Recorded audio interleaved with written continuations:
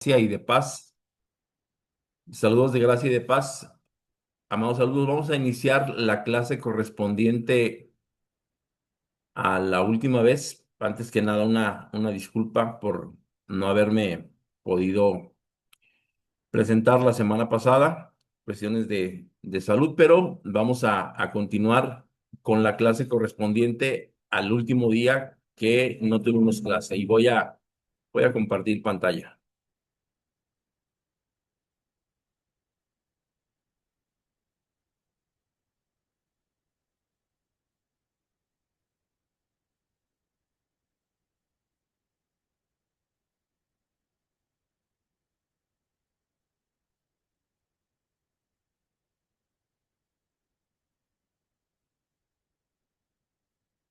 Y bien, pues solamente recordando que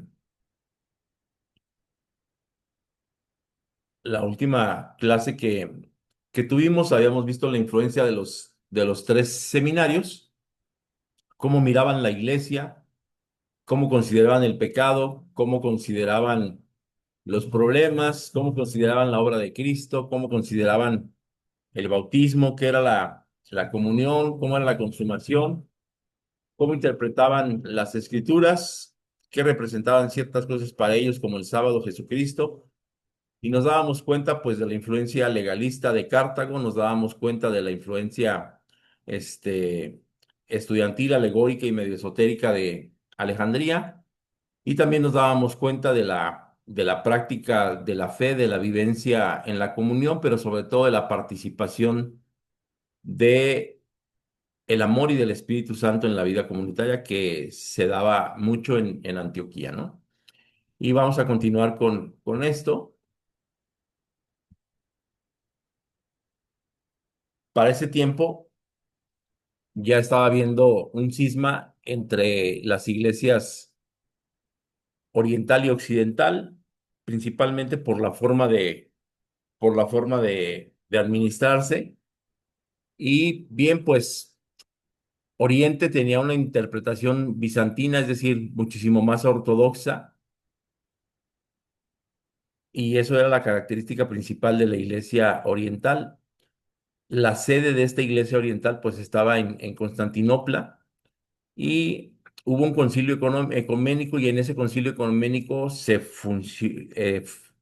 fusionó o se instauró el patriarcado o la pentarquía, ¿no? Que es decir, un patriarca de Jerusalén, de Constantinopla, de Antioquía, de Alejandría y otro de Roma, y esos eran los que tenían que gobernar del lado oriental. Pero no fue así en el lado occidental.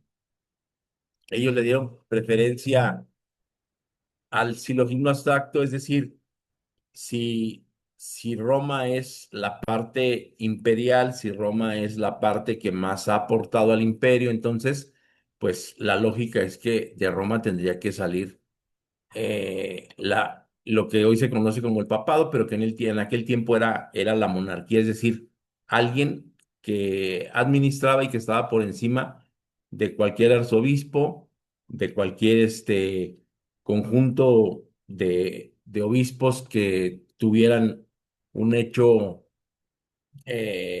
administrativo, y entonces ellos preferían o empezaron a preferir el papado que la pentarquía, que este conjunto de cinco patriarcas que eran los que a final de cuentas daban, daban cuenta de la administración, no solamente jurídica o eclesial, sino también de vivencia, de interpretación y, y todo lo que tiene que ver con las tradiciones, ¿no? El Oriente lo mira desde la gracia de Dios, como nos dábamos cuenta, mientras que Roma intentó convertir la presidencia del amor, es decir, Ignacio de Antioquía. Nosotros recordemos que fue la primera persona que empezó a llamarle católica a la iglesia, y entonces, en una supremacía jurídica de poder y de autoridad, más que de amor. De amor tenía el nombre, pero no así la práctica como en el resto del imperio, ¿no? Por eso el Papa no puede ser un ser supremo e infalible, y por eso la teología no debe de ser tan racionalista y filosófica, dependiendo demasiado de métodos humanos, ¿no?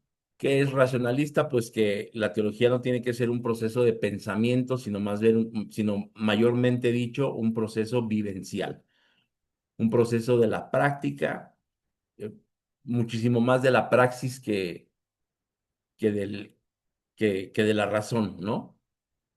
Y depender demasiado de métodos humanos. Eso era lo que pasaba en la iglesia de Occidente y no así en la de Oriente. Y bueno, esta palabra filioque, que fue lo que generó el gran cisma entre Oriente y Occidente en el 1054, cuando en el debate teológico ellos empezaron a decir que el Espíritu de Dios procedía también del Hijo. Eso es lo que significa filioque.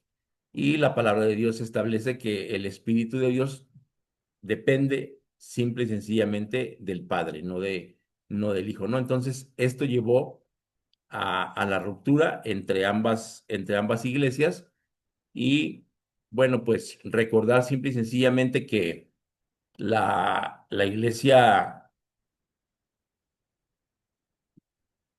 la iglesia oriental tenía su sede en lo que hoy en lo que hoy es una mezquita de Santa Sofía en Constantinopla y en aquel tiempo era una catedral, católica en Turquía, bueno, perdón, en Constantinopla llamada Santa Sofía.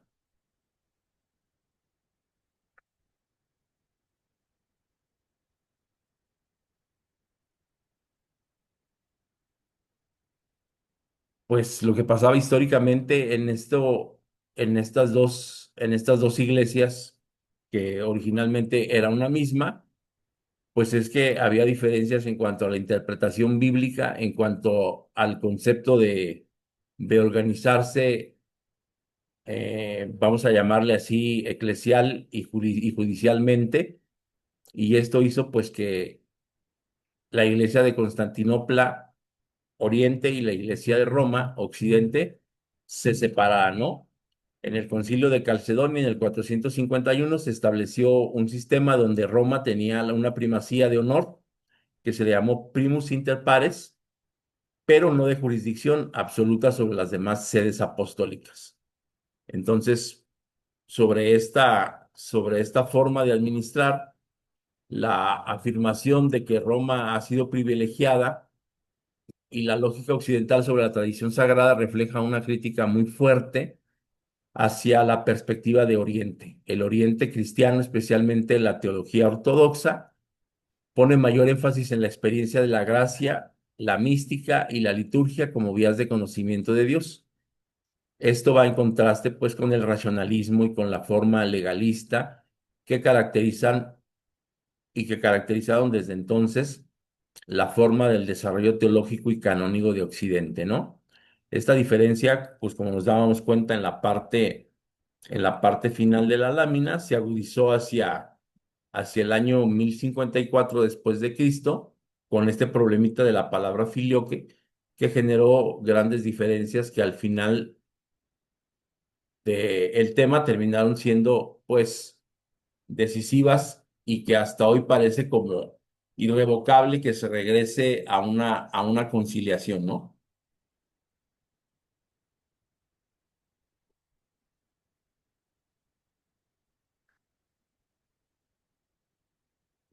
Sobre la referencia esta de que Ignacio de Antioquía habla de la Iglesia de Roma como que es la que preside la caridad y el amor y todo esto, pues es solamente un reconocimiento, es como un reconocimiento y como un homenaje a la supremacía que se le da en este concilio de Calcedonia, pero en la práctica y en la verdad no sucede de esa manera, ¿no?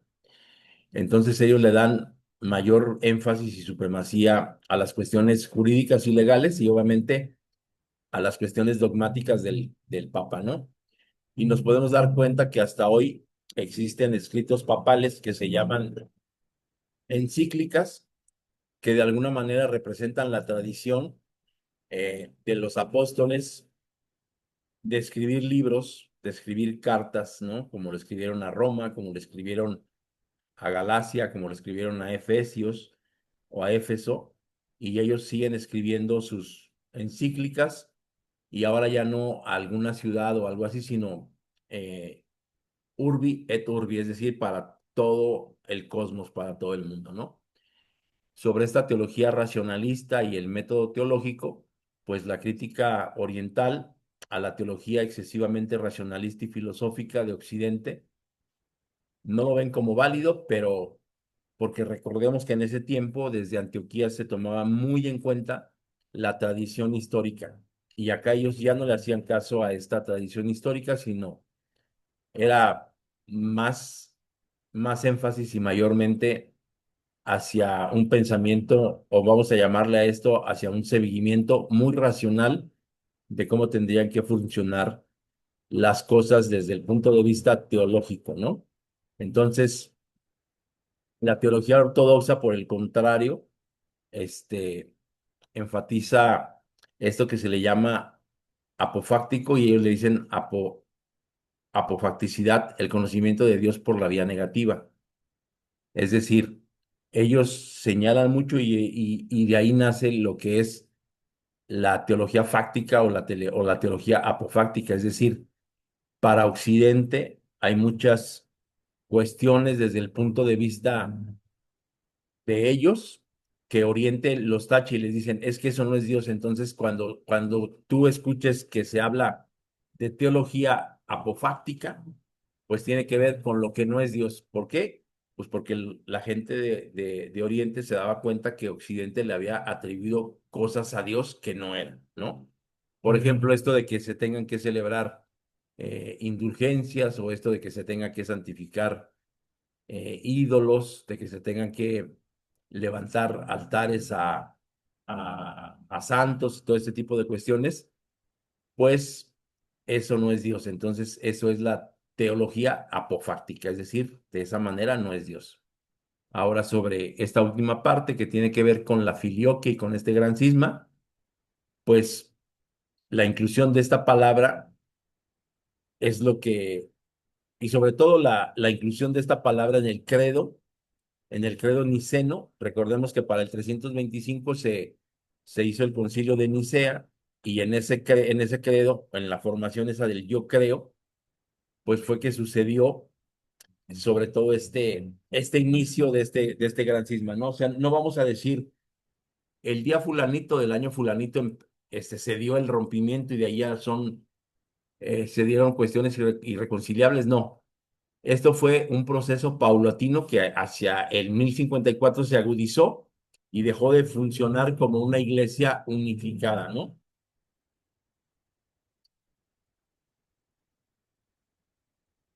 Entonces, la oposición oriental al filioque refleja su insistencia en la fidelidad a los primeros concilios y a la tradición recibida y conservada. Las propuestas de modificación y ampliación, pues era profundizar en la diversidad interna entre Oriente y Occidente. No todos los teólogos occidentales fueron racionalistas, ni todos los orientales fueron exclusivamente místicos.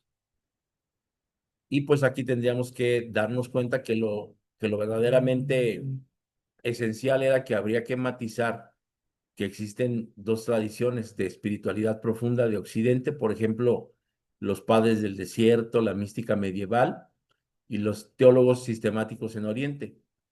Y se pudo haber trabajado muchísimo en ampliar ese análisis del papel de los concilios ecuménicos. Recordemos que los concilios ecuménicos, pues no fue otra cosa sino que invitar a los obispos, a los sacerdotes, a los padres de aquel tiempo, que representaban diferentes, no iglesias, pero pensamientos.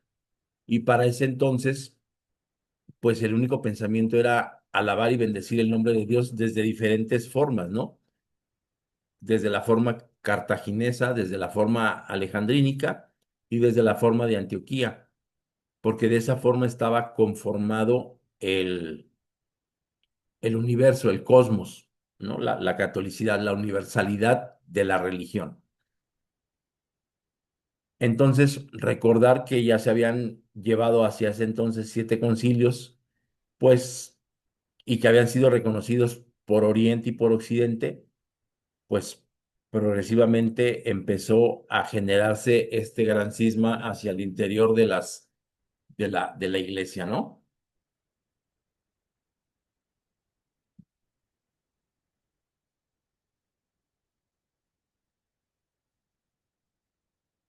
Y pues aquí podríamos tratar de entender cómo explicar que después de este cisma, tanto la iglesia católica, es decir, lo que hoy conocemos como Occidente, y la ortodoxa, lo que para ese tiempo se le conocía como Oriente, empiezan a desarrollar teologías completamente estructuradas y obviamente diferentes y muy propias, ¿no? Pero obviamente se mantienen elementos comunes como la sucesión apostólica de un lado o los sacramentos del otro lado, ¿no? Y esto pues nos trae como punto clave el que se tiene que considerar que esto es emanado de un impacto político y social, ¿no? Analizar cómo los contextos políticos, es decir, el Imperio Bizantino en Oriente y el Sacro Imperio Romano Germánico de Occidente influyeron en las respectivas visiones eclesiológicas y teológicas. Posteriormente tendríamos que recordar que la capital oriental del Imperio Romano pues estaba precisamente instaurada en Constantinopla, entonces por eso fue muy importante o por eso causó tantos estragos por la importancia que tenía Constantinopla, y es decir, la iglesia ortodoxa o de orígenes bizantinos, por eso fue muy importante, ¿no? Posteriormente, hacia el 1400, 1500, Constantinopla es derrocada y es colonizada o es conquistada por Mehmed II, y ahí es que el islamismo entonces empieza a perpetrar en en la ciudad y cambia total y absolutamente esa catedral de Santa Sofía en lo que hoy se le conoce como como la mezquita de Sofía, ¿no? Bien, pues continuamos.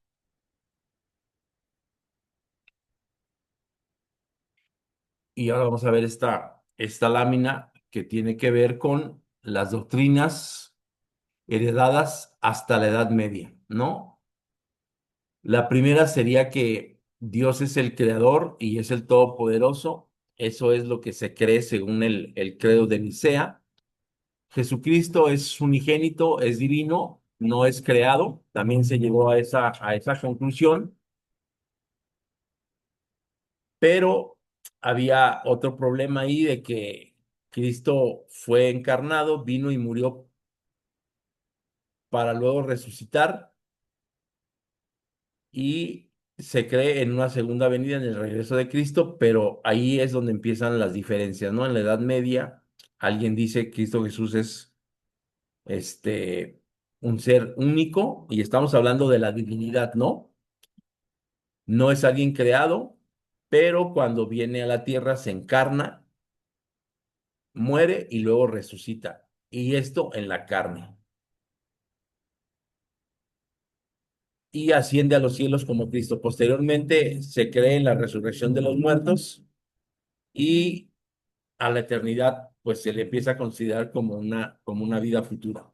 Entonces, estas teologías o estos dogmas de fe son herencia de la Edad Media.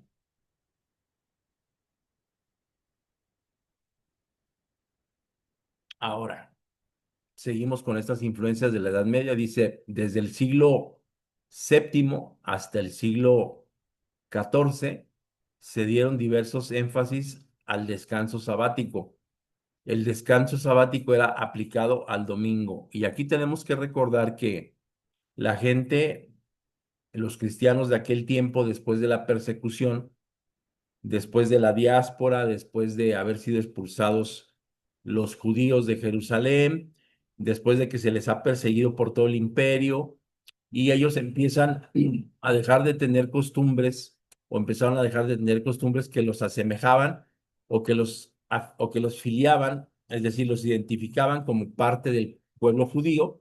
Entonces se dejó de guardar el sábado se dejó de bautizar gente adulta, se dejó de participar de la cena y no solamente eso, la gente descansaba los domingos como si este día fuera sábado. Y acá, pues, hacer una acotación.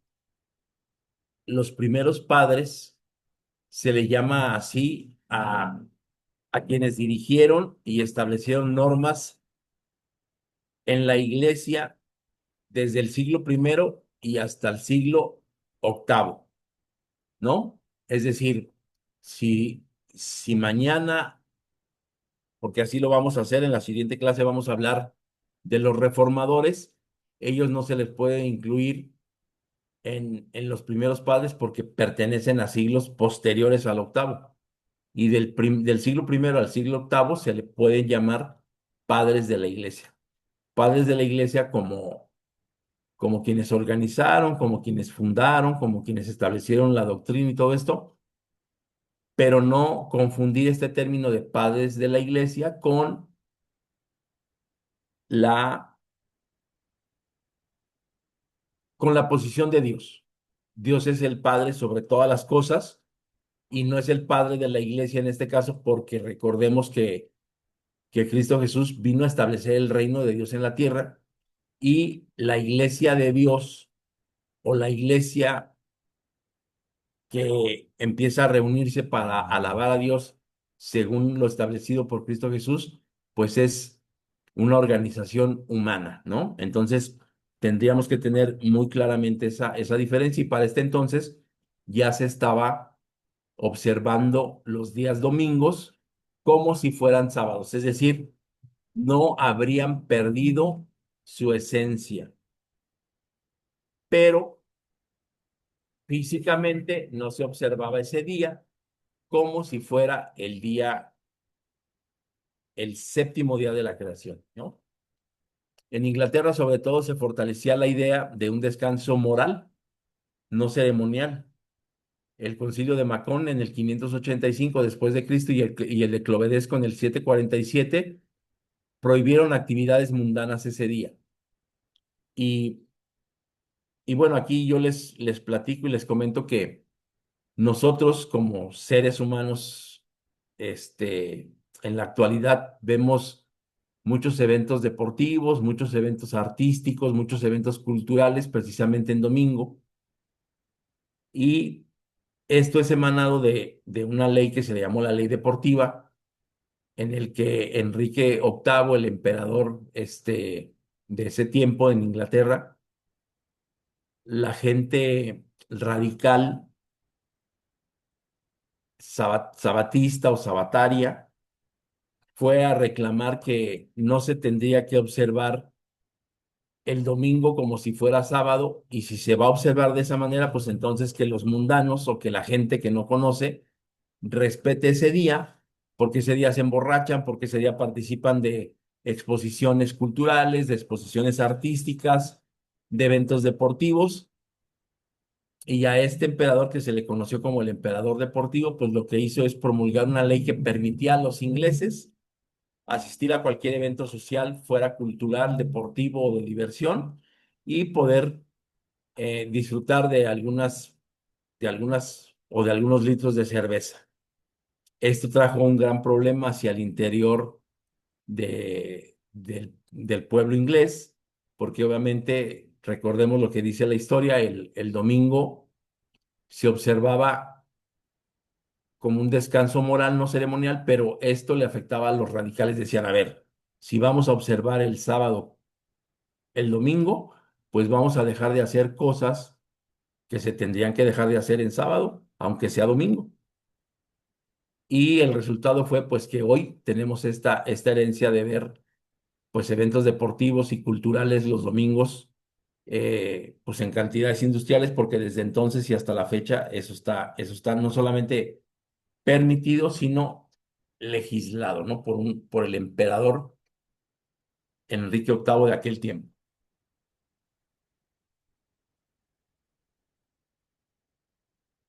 Esto motivó un desenfreno de la gente. Los días domingos se usaban como descanso para la glotonería, para tomar alcohol, para ir a tabernas, a mercados, a ferias, para ir al baile. Y bueno, pues la teología medieval, los pecados contra Dios son como una malicia y ese es el mal que tiene, este es el mal que tiene el hombre, ¿no? Hacia el interior de su pensamiento, de su forma de vida. Pues solamente rescatar que aquí siguen existiendo y siguen habiendo motivos sociales emanados de la moralidad, ¿no? Y por eso es que se destaca esta parte que tiene que ver con el desenfreno, es decir, la gente no pudo contenerse de los momentos sociales, históricos que se estaban viviendo. Entonces aquí, hablando de la teología medieval, pues podríamos apuntar que se distingue porque se le da una gravedad tremenda al pecar, ¿no? De ahí para atrás, pecar, pues es lo que usted y yo conocemos, hermano, como errar al blanco, pero aquí se pasó a un aspecto distinto, ya era atentar contra Dios. Y cuando se empiezan a tipificar los pecados, cuando se empiezan a legalizar, pues obviamente empiezan a dárseles sentencias o mandas o cumplir con ciertas cosas para poder salir de esa situación o de ese momento de pecado, ¿no? El pecado contra Dios ya es una ofensa, no solamente contra Dios, sino ahora se ofende a la iglesia y la iglesia es la que castiga, la iglesia es la que impone multas, la iglesia es la que impone penas, la iglesia es la que impone mandas, la iglesia es la que impone reprimendas y entonces ahora la iglesia parece empezar a tomar mucho poder, por eso hablábamos en la lámina anterior de que la iglesia romana o la iglesia occidental hace mucho énfasis en las cuestiones judiciales. ¿Por qué? Porque empiezan a tipificar los pecados, les empiezan a poner, vamos a decir, empiezan a hacer un escalafón o un estrato de qué pecado es más grande, de qué pecado no es tan grave y entonces, de esta manera, empieza a haber esta complejidad en cuanto a la falla del ser humano. Y se hace de lado lo que en Antioquía se tenía como una norma. Se vive en pecado, pero la gracia te alcanza. Se vive en pecado, pero el amor te restituye. Y para la gente de Occidente no era de esa manera. Bien, aparecen aparecen los valdenses y ya te había comentado, ya les había comentado algo al respecto de esto. Los valdenses no son otra cosa sino que seguidores de Pedro Baldo. Y bueno, vamos a comentar eso. El movimiento valdense surge en el siglo XII a partir del movimiento de los pobres de León y de la predicación de Pedro Baldo. Pedro Baldo mandó traducir a su lengua, es decir, a la francesa, las escrituras y repartió sus bienes y se opuso a la Iglesia Católica y a sus doctrinas.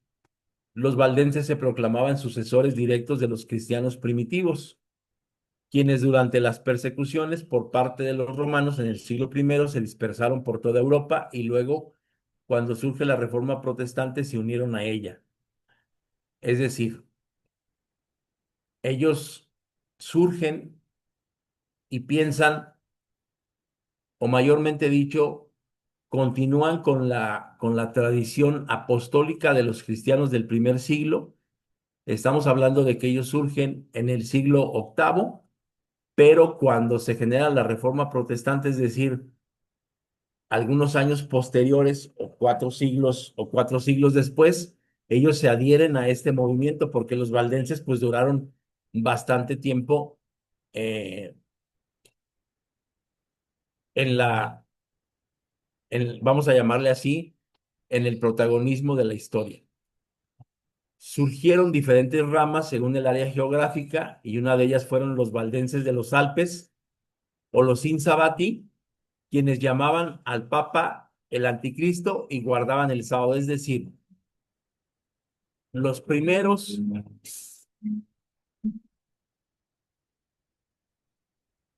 opositores de la Iglesia Católica que empezaron a llamar Anticristo al Papa fueron los valdenses.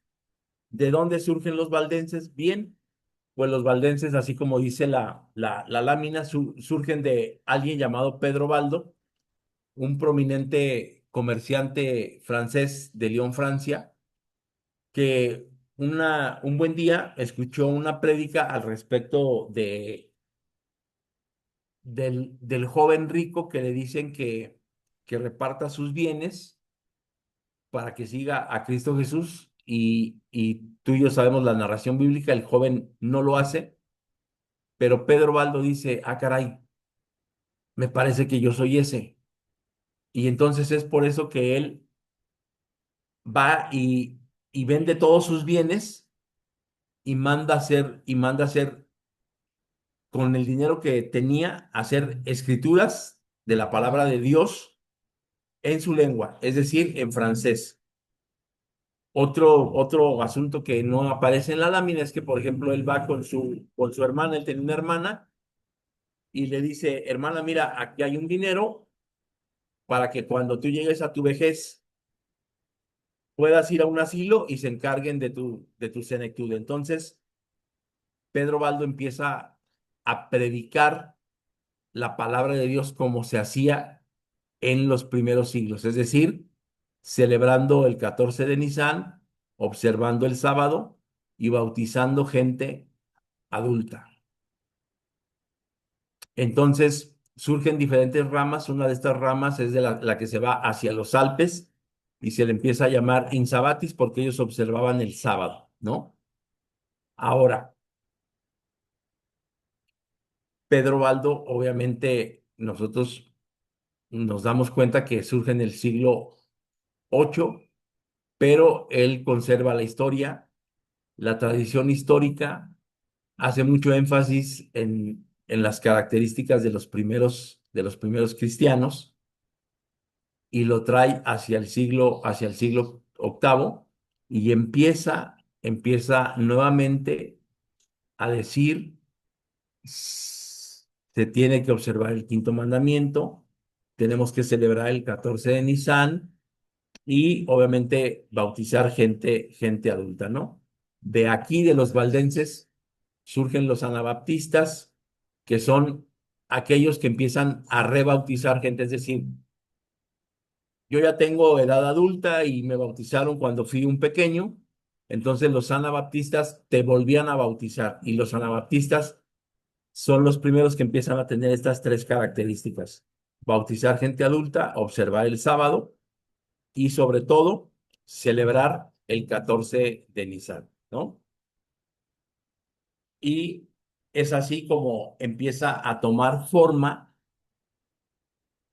estas tres características que incluso hoy sigue conservando la Iglesia de Dios: bautizar gente adulta, celebrar el 14 de Nisan y observar los sábados. Desde el siglo octavo se vuelve a dar esta tradición, o bueno, no esta tradición, sino esta forma litúrgica que se tenía desde los primeros siglos.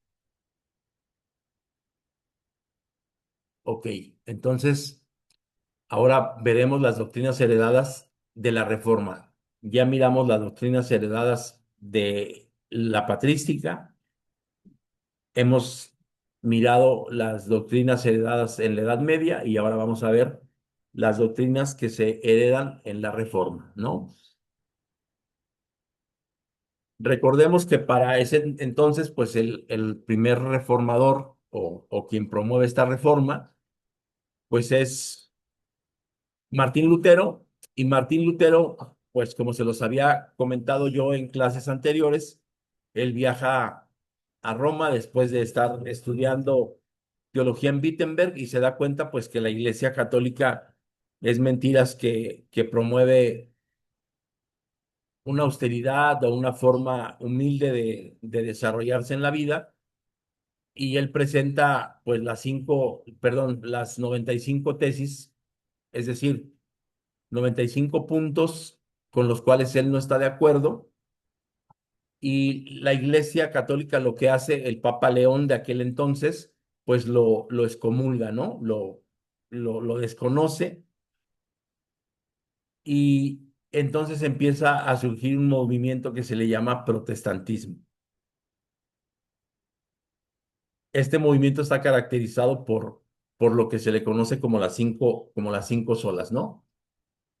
¿Y qué es esto? De las cinco solas, pues bueno, solo la escritura, solo la fe, solo la gracia, solo Cristo y solo a Dios es la gloria. Entonces, la Biblia como autoridad y palabra de Dios, a eso se le llamó la sola escritura, la sola gratia, es decir, solamente somos salvos por gracias, no por gracia, no por méritos, que estaba muy de moda para ese tiempo, o era la forma en la que se pensaba en aquel momento, y Cristo es el que nos salva y no la iglesia, ¿no? Porque acá recordemos que la iglesia pues es la que empezaba a dar este título de salvación. La gloria solo para Dios, no para el Papa, y era la característica de la otra sola, que era solo la gloria, y la gloria es para Dios. En aquel tiempo se creía o se tenía establecido como norma que solamente los sacerdotes, solamente los obispos que determinaba la Iglesia Católica eran quienes podrían abrir las escrituras, y Martín Lutero llegó a la determinación y a la conclusión de que eso no es cierto. Las escrituras son para aquel que tiene capacidad de leer, pero sobre todo para aquel que le ora al Espíritu Santo y pide esta capacidad. Y la interpretación, pues es una interpretación de forma privada, más que una interpretación institucional o eclesiológica, o eclesial, porque para ese tiempo tendremos que recordar, pues, que Martín Lutero no está de acuerdo con la teología católica, ¿no? Que para ese entonces, pues, ya era una teología universal. Entonces, Martín Lutero le empieza a dar mucho énfasis y mucho poder a la Biblia, no a la interpretación eclesial de los obispos o de los papas católicos para ese tiempo. Y pues esto de las cinco solas es lo que rompe completa y absolutamente con la iglesia católica de ese tiempo.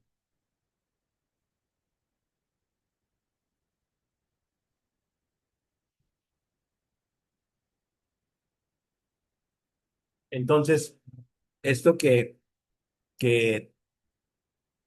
marcamos aquí como el sacerdocio de todos los creyentes, no necesitas estudiar para ser sacerdote, no necesitas ser ordenado sacerdote, sino cualquier ser humano que tenga la capacidad de lectura y la capacidad de interpretar las escrituras en su contextualización de ese momento, pero sobre todo hablando de comprensión, que hoy le decimos exégesis, hablando de hermenéutica, que hoy le decimos interpretación sana de las escrituras, pues cualquier persona que tuviera estas características puede abrir las escrituras y enseñarlas, ¿no?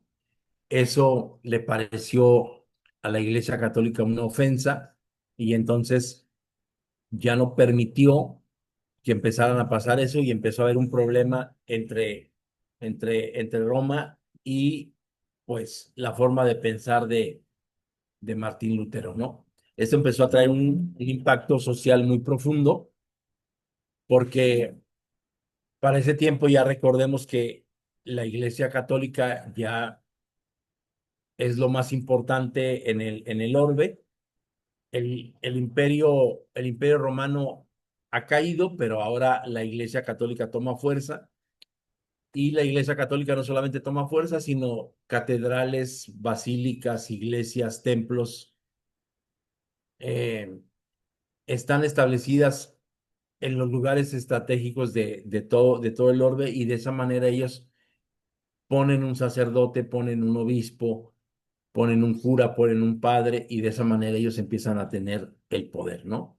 Entonces, que Martín Lutero declare y diga, a ver, tranquilos, solamente la palabra de Dios vale, somos salvos por gracia, no por indulgencias, no por cumplir con ciertos ritos.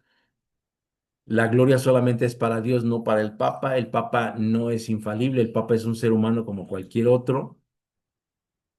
Entonces, solamente Cristo es el camino para llegar a esa salvación, y Dios y la gracia son quienes deben de gobernar sobre todos nosotros. Empiezan a tener impacto social muy fuerte, porque obviamente la gente se siente y se ve sometida, ¿no?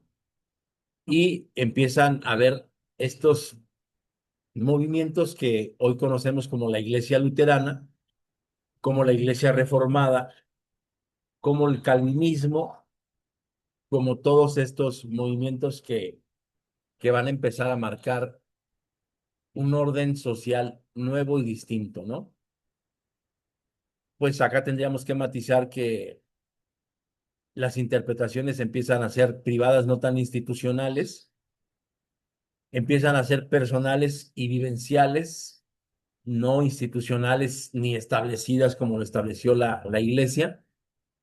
Y por esto es que se le llama reforma, ¿no? ¿Por qué? Pues porque se empiezan a establecer confesiones de fe distintas al credo ya establecido y muy bien aceptado desde el 325 hasta este siglo, que ya estamos hablando de 1500.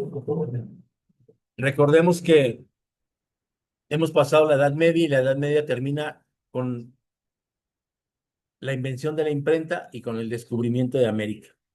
Entonces ya estamos hablando de 1500, y para este entonces ya se tenía muy arraigado este pensamiento del credo, cuando llega, irrumpe en la historia Martín Lutero y dice, a ver, las cosas no son de esta manera, las cosas son así. Para ese entonces el oscurantismo dejó de ser, llega la iluminación, y entonces la gente empieza a pensar, a actuar y a comprender de diferente manera las cosas. Y esto empieza a traer fortaleza hacia el movimiento que hoy conocemos como protestantismo, ¿no? Bien, entonces esto es lo que hasta hoy, hasta este momento estamos visualizando como el desarrollo histórico de la doctrina. Cuando hablamos de desarrollo histórico, hablamos del proceso que a través del tiempo da origen a lo que creemos. Es muy importante considerar que nuestra tradición religiosa como iglesia sabataria, es decir, guardadora del sábado, proviene del anabaptismo histórico o de la reforma radical.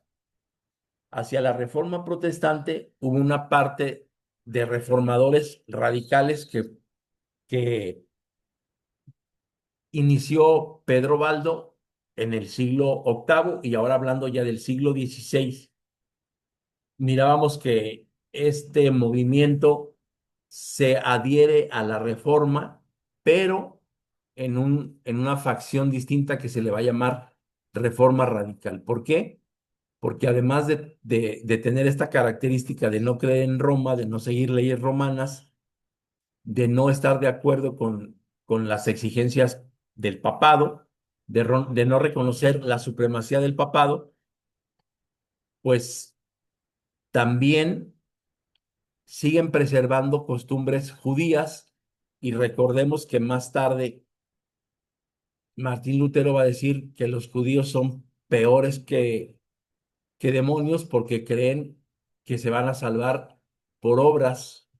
Y para este entonces Martín Lutero defendía muchísimo la salvación por gracia, ¿no? Entonces, para entender esto, pues hay que hacer algunas precisiones epistemológicas, es decir, de conocimiento, ¿no? Y pues recordar estas tres cosas. El bautismo, originalmente, Juan el Bautista bautizaba gente adulta, no infantes. El 14 de Nisan se celebraba año con año, Era una costumbre venir a la Pascua judía a la ciudad de Jerusalén para celebrarla y la observancia del sábado, ¿no? Esto era elemental. Y entonces, con el paso del tiempo, por preservar la vida, pero sobre todo por un odio exacerbado hacia las cuestiones judías, esto se fue deteriorando, se fue diluyendo hasta llegar al momento en el que el sábado se observaba los domingos como una cuestión moral no tan ceremonial, pero seguía vigente, ¿no? Seguía vigente, no estaba tan radicalizado, pero para el tiempo en que la reforma toma fuerza, ya existían anabaptistas hacia el interior de Francia, hacia la parte central y norte de Polonia, hacia la parte baja de la Unión Soviética, y entonces a ese movimiento es al que se le conoce como la reforma radical. No la reforma que se dio en Alemania, sino que se dio hacia el centro de la parte de Europa, ¿no? Entonces, pues aquí es donde nos damos cuenta que la contextualización histórica es que nos lleva a comprender precisamente pues que el anabaptismo surge como parte de esta reforma radical, y recordemos que las tres características del anabaptismo pues tienen que ver con volver a bautizar a los que ya estaban bautizados, con la observancia del sábado, pero también con la participación y la observancia de lo que para ese tiempo se le conocía ya como Eucaristía, y que durante su tiempo uno de los primeros padres defendió muchísimo, pero que es el 14 de Nisan, ¿no? Entonces, esto tuvo sus inicios con el pensamiento o con el libre pensamiento de Lutero y de Zwinglio. Dan énfasis en el bautismo de los creyentes, así como lo miramos en la lámina. Dejan de bautizar o rechazan el bautismo infantil,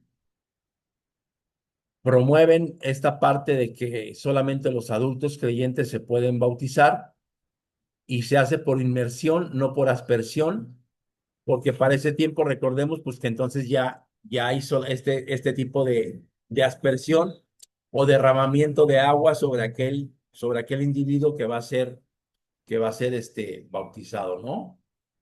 Esto trajo como consecuencia pues persecución y martirio hacia las gentes que practicaban el anabaptismo o las reformas radicales y también las reformas. Esto tiene un alto costo, pues porque obviamente si había que perseguir a alguien, pues se perseguía a los radicales que eran los anabaptistas por su forma de fe, especialmente por su fe y por su postura ante el bautismo, y pues ellos sufren persecución no solamente de católicos, sino también de protestantes. ¿Por qué? Porque recordemos que el protestante promedio, no el protestante radical, pues mira a los movimientos anabaptistas como un peligro porque están volviendo a imitar cuestiones judías que ya habían sido erradicadas con el paso del tiempo, ¿no? Entonces, esta relación con el sabatismo señala que dentro de la reforma radical hubo grupos sabatarios, perdón, algunos anabaptistas adoptaron la observancia del sábado, aunque no todos los anabaptistas en la actualidad son sabatarios, ¿no? Y bueno, pues precisar que anabaptismo significa volver a bautizar o rebautismo. Eso es lo que significaría la palabra anabaptista, ¿no? Y pues esto tendríamos que aclararlo para evitar una confusión. Volver a bautizar, no, no bautizar. No tiene que ver nada con los bautistas, porque los bautistas hacen énfasis en el bautismo, pero los anabaptistas o los rebautizadores hacen énfasis en que la gente que ya había sido bautizada bajo alguna fe, no importaba, tendría que volverse a bautizar porque no lo hizo con la conciencia de un adulto. Entonces, hacia, hacia el interior del anabaptismo, pues surge este movimiento, ¿no?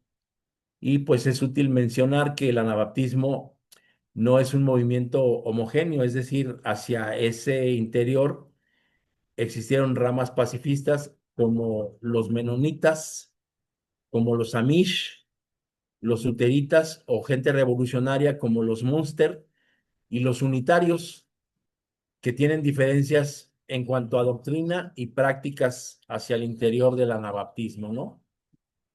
Entonces, si tú y yo hacemos cuentas, pues podríamos darnos cuenta que surgimos, o sea, no surgimos en el sentido de que, la iglesia de Dios se conformó, pero estas tres características de observar el sábado, de observar la cena del Señor y de bautizar gente adulta, son características de la iglesia de Dios de la actualidad. Entonces, la tendencia que nosotros tenemos es una tendencia protestante anabaptista. Por minutos tal vez pudimos llegar a ser menonitas, pero no lo fuimos. Sobre este modo de bautismo, aunque acá estamos señalando muy fuertemente el anabaptismo, es decir, el rebautismo, y pues aclarar que tiene que ser por inmersión, como se mira en esta lámina correspondiente a esos siglos, ¿no? En cuanto a la ética y a la forma de vivir en comunidad de los anabaptistas, pues ellos promovían una creencia y una ética basada en el Sermón del Monte, en la no violencia, en la ayuda mutua, en la separación de la iglesia y del Estado. Son aspectos que enriquecen la comprensión del legado que ellos todavía mantienen, ¿no? Y pues, clarificando este punto del sábado, pues es importante decir que aunque no hubo muchos sabatarios entre el anabaptismo, la mayoría de ellos no practicó la observancia del sábado, pero el sabatismo fue una corriente minoritaria dentro de este anabaptismo y de la reforma radical.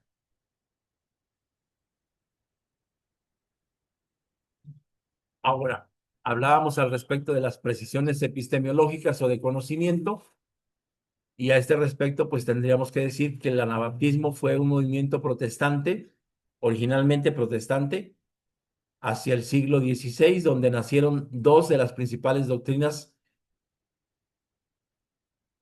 que como organización tenemos, es decir, el sabatismo y el bautismo por inmersión a los adultos. Anabaptismo significa segundo bautismo o rebautismo. La iglesia en aquel tiempo solamente bautizaba infantes por aspersión, y esto todavía hacia el siglo XVI, ¿no? Los anabaptistas contra el bautismo infantil promovieron solamente el bautizo para adultos y por inmersión.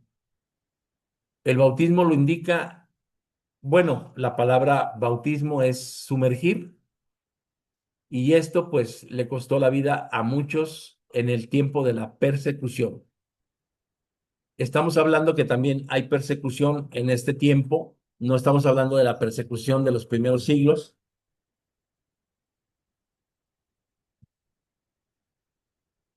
Recordemos que católicos y protestantes están en contra de este movimiento sabatario, están en contra de este movimiento rebautizador, que se le conoce como anabaptismo, que tuvo sus orígenes en la creencia y en la doctrina que practicaba Pedro Baldo, los valdenses, que fueron sabatistas por excelencia, o sabatistas como característica principal.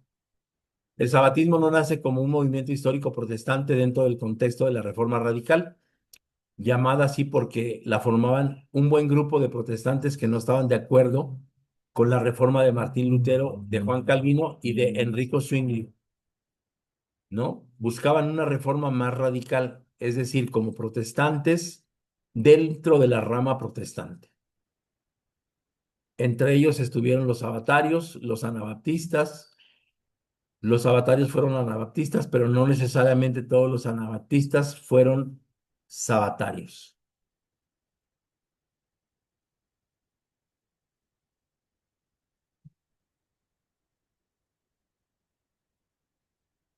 Y bueno, aquí nos podemos dar cuenta que en estos conocimientos epistemológicos, pues nos damos cuenta que ser observadores del sábado trajo un alto costo porque eran perseguidos y entonces, pues acá en este sentido nosotros tendríamos que, no quiero decir valorizar en el sentido de llevarlos al grado de sacralizar o de decir ellos son unos verdaderos y fieles observadores, no, sino que quiero decir que nosotros tendríamos que revalorizar estos esfuerzos que ellos hicieron por conservar no la costumbre, no la tradición de hombres, sino el quinto mandamiento. Acordarte, perdón, el cuarto mandamiento, acordarte del día del reposo para santificarlo. Orígenes de algunas reformas, de algunas doctrinas iniciales dentro del movimiento anabaptista o, o anabautista, altamente condenado y perseguido por la Iglesia Católica y por el mismo protestantismo histórico, se condensaron diversas doctrinas y tradiciones que creímos en algún tiempo y otras que hoy mantenemos como vigentes, como por ejemplo la Biblia como autoridad única, la doctrina antitrinitaria, el filojudaísmo, es decir, este aprecio extremo por las cuestiones judaicas, la ley de la alimentación, el domingo como la marca de la bestia, el sábado, el pacifismo, el énfasis en los 10 mandamientos y el bautismo por inmersión. Estamos hablando de doctrinas que en su momento la Iglesia de Dios tuvo y que nacen precisamente en el siglo XVI y que hoy todavía muchas de ellas seguimos siguiéndolas al pie de la letra, pero tal vez necesitan ser revisadas, ¿no? Obviamente la Biblia como autoridad única es cierto. La doctrina antitrinitaria, pues nosotros creemos de forma diferente, no somos antitrinitarios, es decir, el decir antitrinitario sería como ir en contra de la Trinidad y señalarla como mala, como falsa, pero simple y sencillamente acá tendríamos que decir, no somos trinitarios.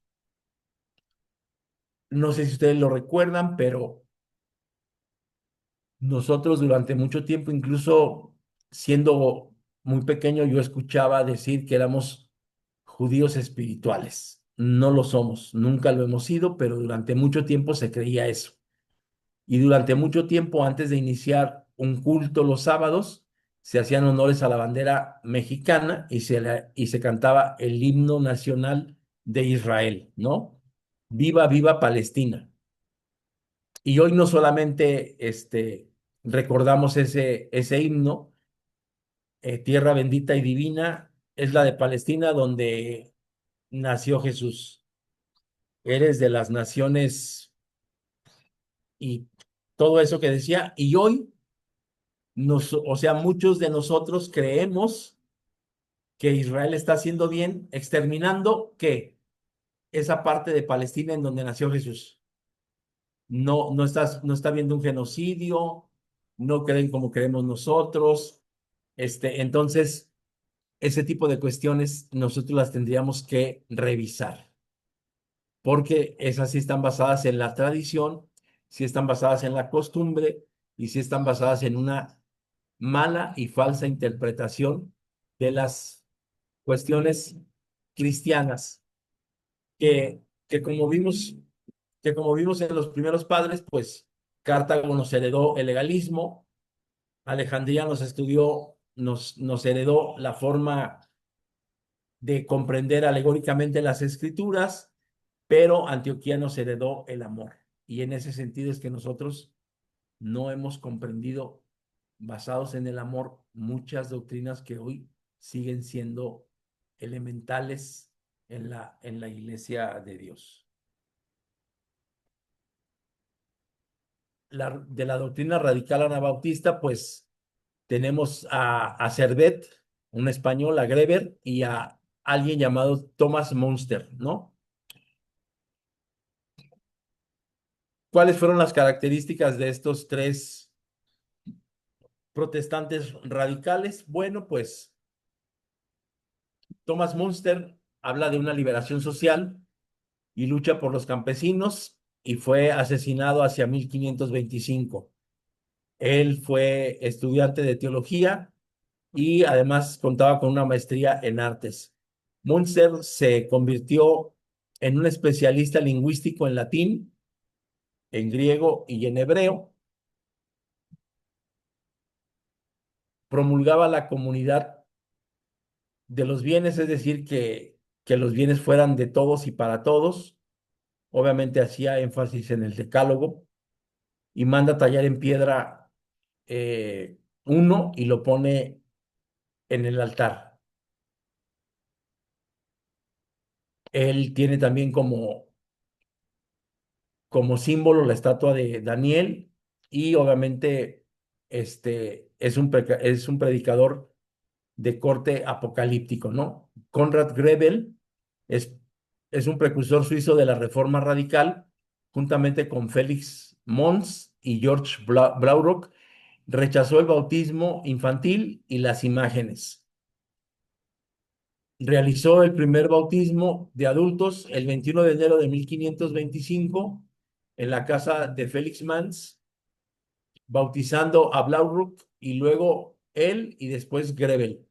En 1521 Grebel entró en un grupo de estudio fundado por Ulrico Zwinglio o Enrico Zwinglio. Inicialmente el objetivo eran los clásicos griegos y el idioma hebreo, pero posteriormente se dedicaron a traducir y a comentar pasajes de la Biblia. Ahí conoció a Félix Mons en este grupo y a partir de la primavera de 1522 Grebel se convirtió en un cristiano activista de la Reforma. En el 1522 se casa y muere por la peste en 1526 y escapó de la prisión. Miguel Servet, dentro del anabaptismo, él adoptó el antitrinitarismo gracias a una corriente antitrinitaria iniciada por el español Servet, hijo de judíos convertidos al catolicismo. Esta era la característica de Servet, ¿no? Él era hijo de judíos que se convirtieron posteriormente al cristianismo. ¿Quién influyó? Servet escribió un libro que se llamó Los errores de la Trinidad. Los filósofos han inventado un tercer ser aparte, totalmente distinto a los otros dos y al que llaman la tercera persona o Espíritu Santo. Y así es como han inventado una Trinidad imaginaria, tres seres en una sola naturaleza, pero en realidad se trata de tres dioses o de un dios triple, que tratan de imponernos bajo la pretensión y en el nombre de la unidad. Entonces, aquí nosotros nos podemos dar cuenta cómo desde entonces ya existe una postura antitrinitaria o más que antitrinitaria, pues de no existencia de esta tercera persona de la Trinidad, pero que para ese entonces se miraba como una imposición de todo esto, ¿no? Enfatizar que Montser consideraba la experiencia espiritual y la acción revolucionaria como elementos inseparables de la vida cristiana. Su teología inspiró movimientos posteriores de justicia social, de comunalismo y de vivencias comunitarias en el cristianismo.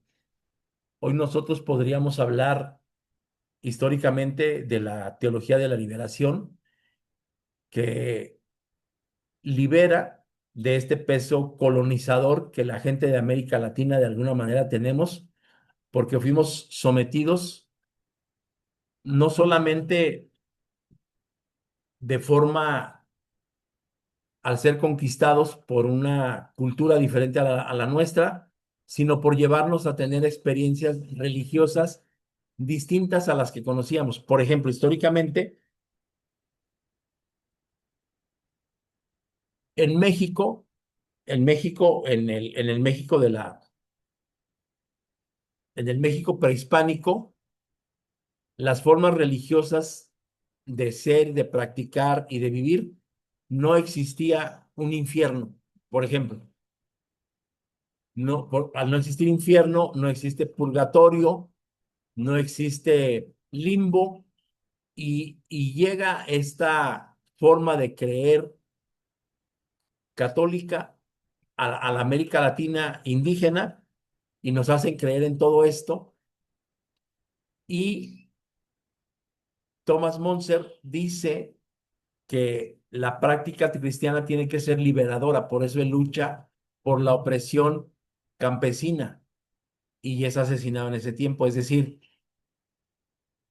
esta propuesta de el Sermón del Monte, de bienaventurados los que sufren, bienaventurados los que tienen hambre y sed de justicia, bienaventurados los que lloran, eh, todo esto que él lo trae y lo traduce en que tiene que ser no solamente, no solamente una práctica de lectura, sino una práctica vivencial. No ha parado ahí, sino que hoy tenemos teologías como la teología de la liberación, y estoy hablando de la parte positiva de estas tendencias, ¿no? Porque obviamente deberán de tener partes, vamos a decir, no tan positivas, eh, partes que nacen de intereses creados, pero que buscan liberar al ser humano de la opresión en la que ha vivido toda su vida, ¿no? Bueno, pues esta sería algo de lo rescatable de estos tres librepensadores que de donde surge el anabaptismo, ¿no? Podríamos decir que Greber y los primeros anabaptistas defendían una iglesia de creyentes voluntarios que se separan que se separan de la iglesia y del Estado, y que la ética, pues como lo mencionamos, está basada principalmente en el Sermón del Monte, y esto los llevó a sufrir una persecución de católicos y de protestantes. ¿Qué podríamos destacar de Servet? Pues que es un impulsor del antitrinitarismo dentro del anabaptismo y que su influencia pues es muy amplia, alcanzando a otros movimientos radicales unitarios, no solamente anabaptistas o anabaptistas, ¿no? Servet siempre rechazó la doctrina tradicional de la Trinidad y argumentó siempre que se trataba de una corrupción filosófica ajena a todo sentido bíblico original. Y pues por eso escribe esta obra que se llamó Los errores de la Trinidad, que es fundamental para el desarrollo de una iglesia, de la iglesia que se le conoce como unitaria, o para todos aquellos que empezaron a practicar el unitarismo, ¿no?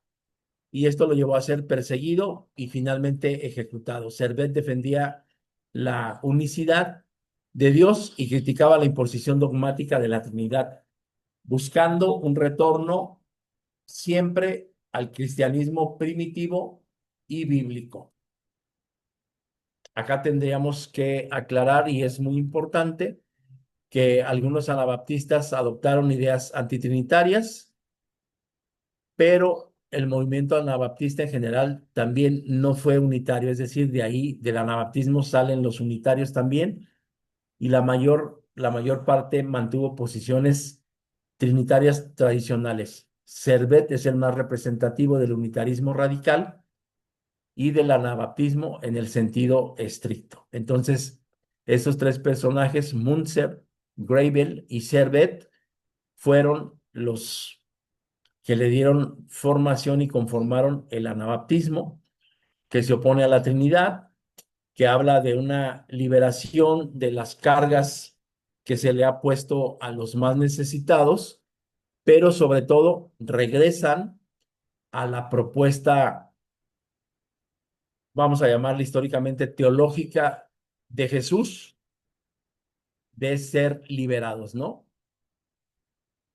¿De ser liberados de qué? Pues de la opresión que se está viviendo y de que son bienvenidos al reino de Dios. Vamos a concluir la clase de esta mañana, pues dándonos cuenta que esta parte, aquí está Italia, aquí está Roma, aquí está Milán, esta parte Grecia y hacia la parte central de Europa es en donde originalmente se congregaron o se empezaron a separar de, de las principales ciudades, como por ejemplo, si aquí está Francia, entonces la gente de Lyon empezó a irse hacia el centro de Europa, empezaron a irse hacia la parte de Polonia y algunos se quedaron aquí en Rumanía, ¿no? Bohemia comprendía, esta es la parte más alejada del estado germánico, comprendía la parte occidental de la actual República Checa y en ese tiempo aquí tomó forma la Reforma Radical. Esta es la parte del norte de Moravia, lo que actualmente se le conoce como el sur de Polonia. Aquí también hubo presencia del sabatismo radical. Moravia comprendía la parte oriental de la actual República Checa. Transilvania, acá hablando de Rumanía, también, entonces en estas cuatro ciudades era donde principalmente había el movimiento sabatario radical, muy alejados de Roma, muy alejados de esta parte que tiene que ver con la iglesia oriental también y encaminados hacia la parte central de lo que hoy conocemos como Europa. Nos vamos a dar cuenta en clases posteriores cómo gente de aquí, es decir, gente alemana, gente rusa, gente rumana, gente polaca, vienen a Sudamérica ya, ya con total y absolutamente pensamientos que empatan con el adventismo del séptimo día, con el bautismo del séptimo día, y al llegar a Argentina, al llegar a Brasil, al llegar a aquellas zonas, establecen lo que hoy se conoce como la iglesia de Dios. Pues este mapa geográfico representa los principales focos del sabatismo radical en la parte central de Europa y en la parte de Europa del Este. Durante la época de la Reforma Radical, pues hay regiones como Moravia, como Bohemia, como Silesia y como Transilvania, que es donde se contextualizó la ubicación y la relación con los sabatarios radicales. En la antigüedad, pues esto era la República Checa, Polonia y Transilvania, lo que hoy conocemos como Rumanía, que para ese entonces pues pertenecía todavía a la Unión Soviética, ¿no? Aquí nos podemos dar cuenta cómo la parte central de Europa pues es gobernada o es influida por el sabatismo y esto facilita pues que nosotros tengamos una comprensión de por qué regresan estos aquí, pues porque la diáspora originalmente se dio hacia esta parte y los judíos de la diáspora alcanzaron a llegar a esta parte también, ¿no? Entonces, pues esta lámina o este mapa históricamente representa muy correctamente en dónde se situó la reforma radical que tenía que ver con la observancia del sábado, con la celebración de la cena, pero sobre todo con el bautizo de gente mayor, ¿no? Y bien, pues vamos a dejar de compartir y antes de terminar, pues me gustaría preguntar si hay alguna pregunta, algún comentario, alguna duda, podemos realizarlo en este momento. No, mi hermano, muchas gracias, está muy bien, pero sí me ganan las diapositivas. Es repasar nuevamente lo que no alcancé a anotar, está muy interesante. Mire que algunas veces tuvimos dudas sobre lo del himno de de tierra de Palestina, porque mi hijo me decía, no, nada más bendito es Dios, nuestro Señor Jesús, la tierra, ¿no? Pero bueno, son tradiciones, ¿verdad? Como usted dice, que se van adoptando y pues que no se analizan. Y bueno, para mí hoy fue una gran enseñanza, hermanito. Gracias. Gracias, gracias a cada uno de ustedes. Y bueno, pues sí, tenemos la facilidad de volver a repasar la clase, queda grabada y esto es obviamente para una mayor y mejor comprensión de nuestra clase del día de hoy. Pues vamos a despedirnos en oración, que el Señor les bendiga en este día. Inclinando nuestro rostro, vamos a orar. Excelentísimo Señor, buen Padre Celestial, te damos gracias por este día que tú nos has dado de vida, Señor. Te pedimos que tú nos acompañes a lo largo de él en nuestras diferentes actividades. Gracias por la vida de cada uno de los alumnos de este seminario argentino, Señor. Bendice también a los catedráticos, bendice a los dirigentes y permite, Padre Celestial, que cada alumno pueda tener de tu parte los dones suficientes y necesarios para tener una mayor y mejor comprensión, Señor. Y no solamente para esto, sino también para que puedan concluir sus estudios en el seminario, pero que la sed de conocimiento, Señor, pueda seguir vigente en cada uno de ellos. Te pedimos, Padre Celestial, que tú nos acompañes a lo largo de este día y quedamos en tus manos, en el precioso nombre de Cristo Jesús. Amén. Amén. El Señor los Amén. bendiga. Pasa a ustedes. A ustedes sea la paz, hermano. Un abrazo. Bendiciones.